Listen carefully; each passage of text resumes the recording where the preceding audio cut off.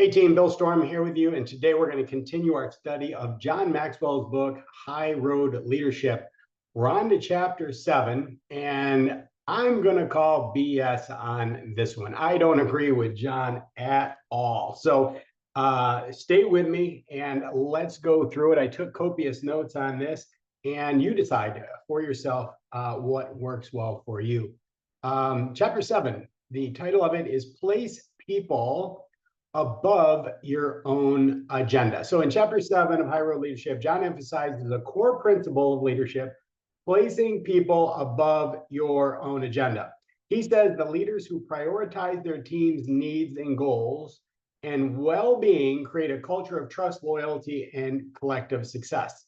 So this chapter underscores that leadership is not about self-promotion or using people to achieve personal objectives. Instead, it's about serving others, nurturing their growth, and guiding them to success. He says leaders who put people first foster a more collaborative, engaged, and motivated environment. The shift focuses from a me mentality to a we mentality, driving long-term results and strengthening relationships. Okay, so here's where I want to call BS on this, okay? At least with my audience anyway. Generally, my audience are people who own their own businesses. They are CEOs of a business, and they are responsible for a certain outcome, certain levels of results. The people that work for them, the people that are on their team, are hired with the expectation that they are going to perform at the highest level in order to serve the mission, in order to achieve the objective. Okay, so it's not about them, right? It's about the mission, it's about the vision, it's about the objective of the company, right? That's what it's designed for, and that's what they were hired to do. They're getting paid to do that thing. Now, what I do believe, however, is that in order to get that outcome, we have to bring out the best in our people and provide them the tools and the resources and the support and encouragement and all of those great things. So the idea that I always go back to is what Zig Ziglar said, right? He said, you can have everything in life you want if you will just help enough other people get what they want. So that being said, if I'm following what Zig said, you can have everything in life you want. That starts out with you as the leader of a company, and you've got a certain outcome, you've got a certain objective that you need to hit. Now, in order to do that, your team or your people, they have certain wants, needs, and desires as well. And by being on your team or in that position and the income that they receive from that will be able to support the things that they need in their life. That's the reason that they had a job in the first place. Most people don't get a job just because they want a job. Most people do it because they have a family to support, right? And they have a certain skill set. Maybe it could be something that they're really passionate about, maybe not, but they're good at a certain thing and they can lend their skills towards the overall mission of the company. So you tell me on this one how you feel about that, because what John is saying is the core principle of leadership is placing people above your own agenda. I don't know about you, but I don't know too many CEOs would still have their job if they were approaching their business coming from that place, right? If they have stockholders, the stockholders at the end of the day are going to hold that CEO responsible, and they're not really interested in the whole kumbaya thing, right? That's not what they're interested in. In the end, they're going to look at that CEO and said, hey, listen, we put you in this position to produce certain numbers and to produce a certain outcome. We don't really care what the excuse was or what the reasons are, or that your people needed this or your people needed that. Show me the money, right? Show me the end result. And that's truly how any business is run. I mean, a business by definition is something that is set up to for profit, right? That's the point of it, is to gain profit. So I really struggle with this one. Maybe you can tell me or make me think a different way. Make sure that you reach out to me and let me know. And again, this is coming from my particular audience that I'm working with. Now, perhaps if you are, if you're in a different kind of leadership position, maybe it's not true for you. But for me, for the people that I'm work with, and I would really be interested to hear from any CEOs that I have coached or that I've worked with, in the past, what your thoughts are on that, because I feel like I'm pretty spot on here. So let's take a look at some of the takeaways from this chapter. And again, it's for you to decide how you feel about it. So key takeaway number one is people-centered leadership fosters trust. So John argues that one of the most important aspects of leadership is trust. This is true, right?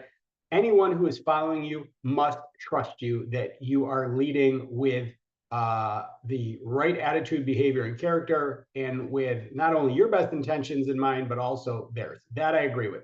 Leaders who place people above their personal agendas build deeper, more meaningful connections with their teams. Okay, again, you wouldn't be in a position that you're in as a leader if you didn't have an agenda. Now, maybe it's not a personal agenda, but it is in a lot of ways. But you have an agenda, you have an expectation that you have to meet as the CEO of that company. So it would be naive to say that you don't have an agenda. But what you are doing is you're saying, hey, I'm going to build meaningful connections with my people, with my team, and I'm going to support them and give them every tool and resource and support possible in order for them to succeed in their role, right? That's success, succeeding in their role. That's what they were hired to do. John goes on to say, trust is earned when leaders demonstrate that they are generally invested in the success and well-being of their team members, not just in achieving their goal. Yes, I have had wonderful mentors along the way who believed in me. They knew that I was a sponge and I wanted to learn. And the better that I got, the easier it was for them to be able to achieve their own goals. Again, it's a two-way street. It's not a unilateral thing. It's both sides. So me as a team member, I want to do a great job and I want to help the leader achieve his or her overall objective as well. It's not just about me, right? So John says over time, the trust results in higher engagement, loyalty, and a shared commitment to the team's objectives. Yes and no. There are people that respond that way, but there are also people who will just take advantage of it, and then it becomes expected. There's a lot of people in today's world that have this this attitude of what's the word I want to use? Entitlement, right? They believe that they should have certain things and not put in the work, right? That's just not how it rolls in the real world. Number two, leaders serve, not control. Okay, so John says he makes a clear distinction between leaders who serve and those who try to control.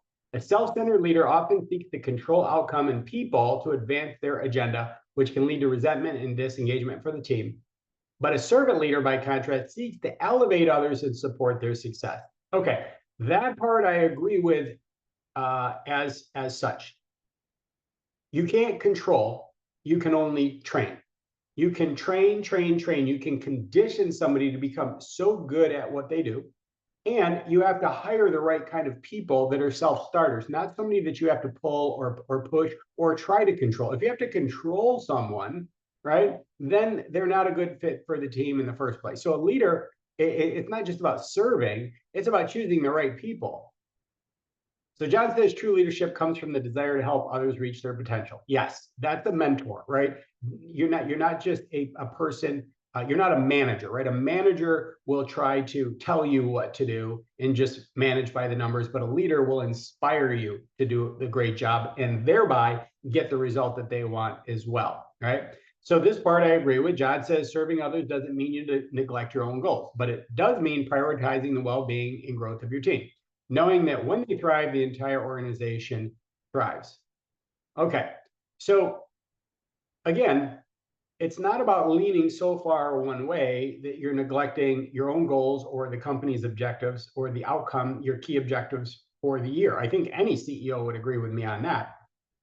It's about doing both, right? It's about taking care of your people, because you know if you take care of your people, everything else is going to fall into place and you're going to be able to hit the outcomes that you want. But leaning too far where you're just so focused on the well-being of your team members, again, that's not real world, right? In the real world, when you run a business, there is an outcome. That's how they have a job. That's how you pay your employees. If you don't hit the outcome and you don't have enough income, you can't hire, you can't continue to provide them the benefits that they're looking for. You can't possibly pay them more overtime. So taking care of your people means taking care of the business, because then the business can support their growth, their incomes, their families, and even future potential hires. John says people are more important than tasks.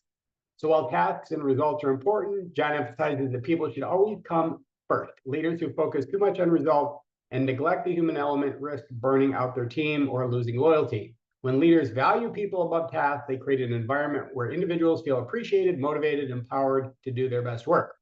And this mindset shift is not only improves productivity, but also promotes a healthy, sustainable workplace culture where people feel respected and valued. Okay, again, leaning a little bit more towards the human resources side and a little bit too much soft here. People make up your organization. And again, your team is there to achieve an objective. So yes, people come first in the form of your attention to help them do the job that they were hired to do. And by supporting them that way, that is how you are leading. That's how you're supporting them, okay?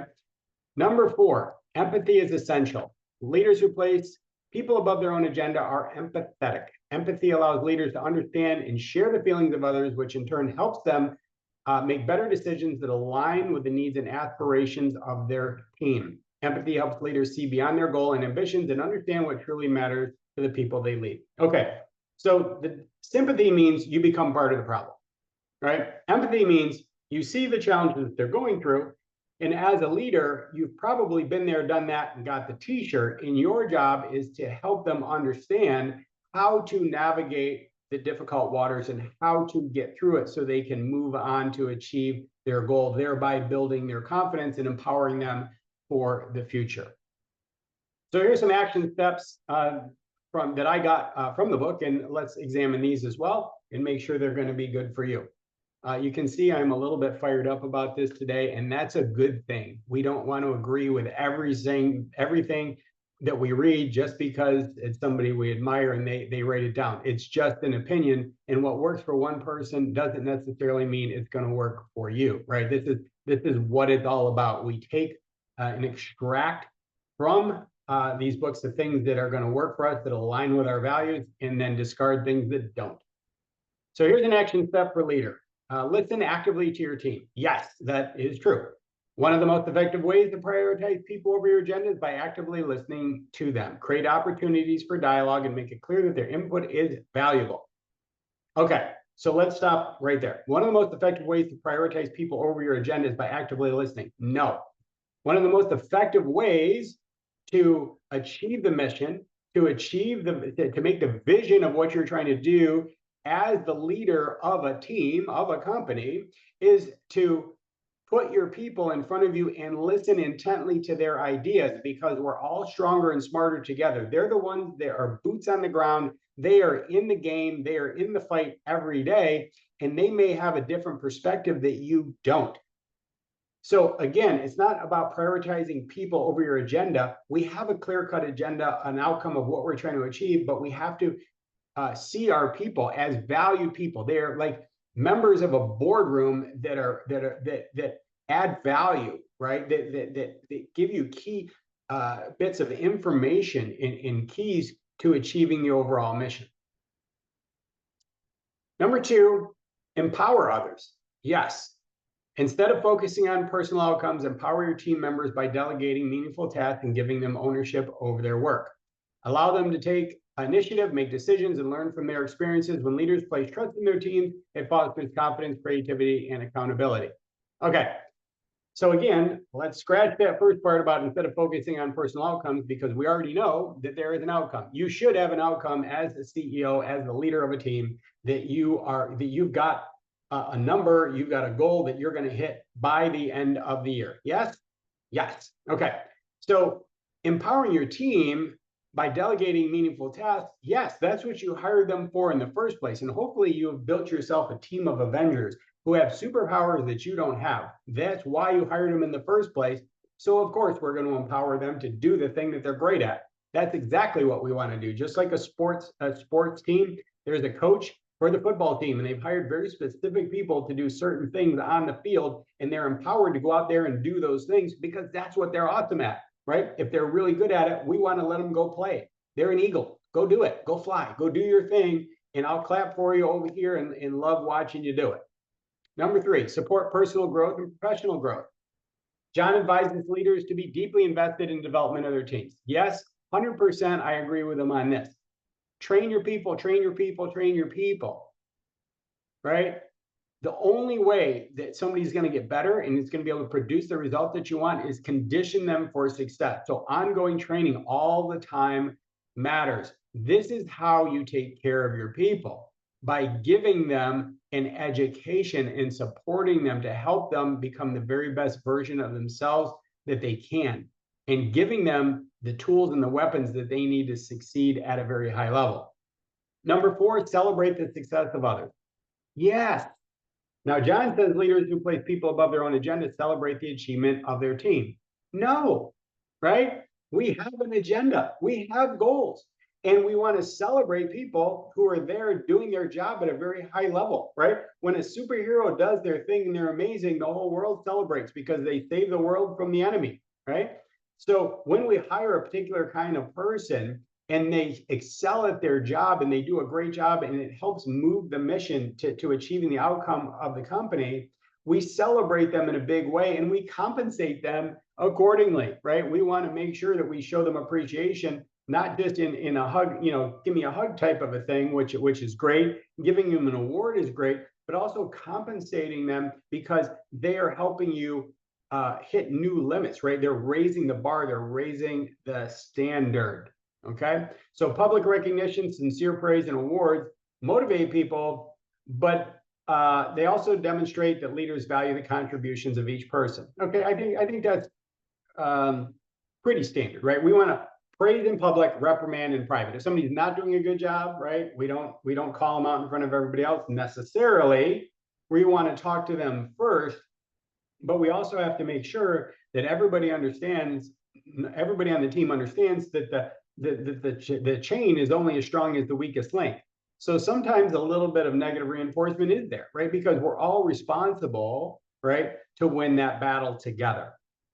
Number 5, lead by example. Actions speak louder than words. Leaders who place people above their own agenda must consistently model this behavior. Yes, it's all about you. Leaders go first. Your attitude, your behavior, your character. You need to be strong. You are the lion. You are out in front, and people want to have confidence in following you. So you show through your actions that you pray to that you are willing to jump in there, right? You are willing to fight right alongside them to achieve the objective, and you're going to support them along the way. Okay. So John keeps going back to this people first approach, but it's not just about them. Right? That would be a them thing, like you're separated from them. Leaders aren't separate. It's not you as the leader and them over there. It's us. It's we. We're a team. We have a mission, and we've all come together to achieve this common goal. So I think the mistake, at least in my opinion, on what John is doing here is he's literally creating a divide between the leader and the team. That's not how it works, right? The team is the team. Right? You just have the experience and you're responsible to move the entire team together. That means you do it together. It's a we thing. So in conclusion, in High Road Leadership, John reminds us that leadership is about lifting others up, not advancing our own interests. Again, disagree. Yes, it's about lifting other people up, but it's also about elevating your own skills and your own leadership ability. And it's about advancing the interests of the company. That's what you were hired to do as the leader, right? That's why you have this very important task. It's a lot of responsibility and pressure on your part. So John says, when leaders place people above their agenda, they create an environment where trust, empathy, and collaboration thrive. Again, I don't necessarily agree with that, right? People want to follow other people that are strong, that do amazing things. I don't want to follow somebody that just gives me a hug, right? I want to follow somebody who sets the example of what a high achiever does and how they skillfully pull together a group of people that are amazing at what they do, and we all move forward together, right? Victory is won as a team, and it's celebrated together as a team. So those are my thoughts. if you are listening to this or if you're reading this, I would love to know your perspective. And of course, especially if you're a CEO of a company, or the owner of a company, or the leader of a company, let me know your thoughts on this. Now, if you're not, if you don't run a team for a company, maybe you're in, you lead people in some other way. Maybe you're in, a leader of, you're in scouting or something like that. That was something that I was involved in my teenage years in Boy Scouts, right? Or maybe you are the leader of a church group, or maybe of a charity. Maybe maybe the perspective there is a little bit different. I'm interested in your thoughts there as well. But again, this is coming from the audience that I normally work with, and I love most of the things that John puts out, but chapter 7, not my favorite. So let me know your thoughts.